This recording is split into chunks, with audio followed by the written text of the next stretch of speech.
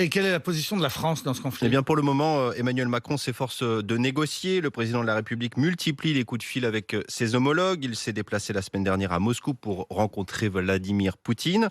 Mais pour l'opposition en France, le président russe se joue du président français, Paul Barcelone.